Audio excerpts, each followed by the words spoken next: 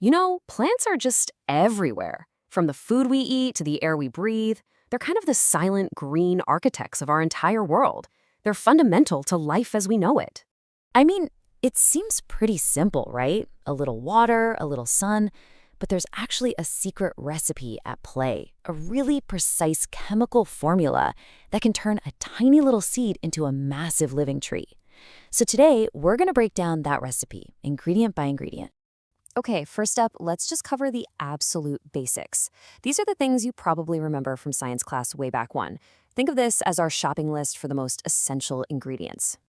And here they are. You've got sunlight for energy, air for that carbon dioxide, water to move all the nutrients around, soil to hold it all together, and of course, a little bit of space to grow.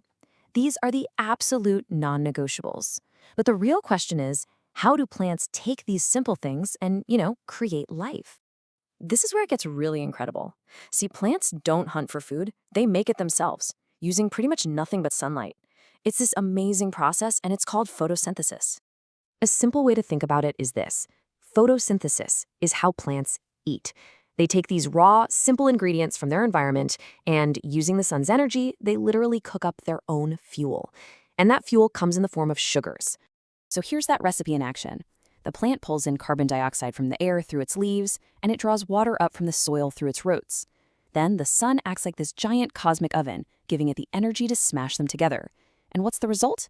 Sugars to fuel its own growth, and, as a really happy bonus for us, the very oxygen we breathe. It's just a perfect self-sustaining system. Okay, so we've covered light, air, and water. But what about the soil? I think most of us see it as just, dirt, something that holds the plant up. But its real job is so much more complex and so much more important. It's where the hidden part of the recipe lies. The soil is basically a pantry, and it's stocked with all the vitamins and minerals a plant needs to build its cells and really thrive. A plant's roots are constantly down there mining the soil for these critical nutrients, which are every bit as vital as sunlight and water. Now, among all of those nutrients, there are three that are so crucial, they're called the primary macronutrients, which just means plants need a lot of them. We call them the big three: nitrogen, phosphorus, and potassium. You'll often see them abbreviated by their chemical symbols, N, P, and K. Well, each one has a very specific and very critical job. If you don't have the right balance of all three, a plant just can't reach its full potential. It doesn't matter how much sun or water it gets. So let's break it down.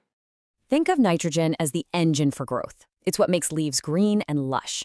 So if you ever see yellowing leaves on a plant, that's a classic sign it's not getting enough nitrogen. Then there's phosphorus. This is all about the foundation. It builds strong roots, and it drives the development of flowers and fruit. And finally, potassium is like the plant's protector. It helps it manage water, move nutrients around, and fight off diseases.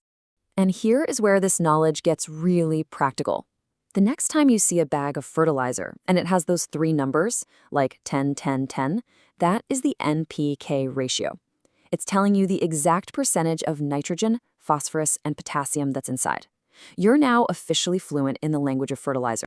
Okay, let's pull back for a second. We have our basic ingredients from the environment, and we've got our special big three nutrients from the soil. So now it's time to put all the pieces together and look at the final, complete recipe for a healthy plant.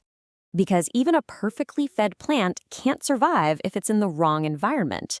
The big three are absolutely crucial, but they're still just one piece of a much larger interconnected puzzle that also includes climate, the environment, and, time itself. And here it is, the whole shebang. You need the basics: sun, air, and water. You need quality soil that's packed with the big three nutrients. But you also need the right temperature, not too hot, not too cold. You need enough space for the roots and leaves to spread out. And, of course, you need time for it all to work its magic. This really sums it up perfectly. Growth is a process. It's not a single event. It requires a consistent supply of all the ingredients in our recipe, over time.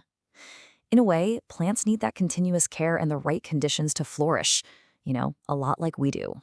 So the next time you look at a simple houseplant or even a giant redwood tree, you'll know about the invisible chemistry that's at work, the sun-powered cooking happening in its leaves, and the nutrient mining happening deep down in the soil. You know the secret recipe.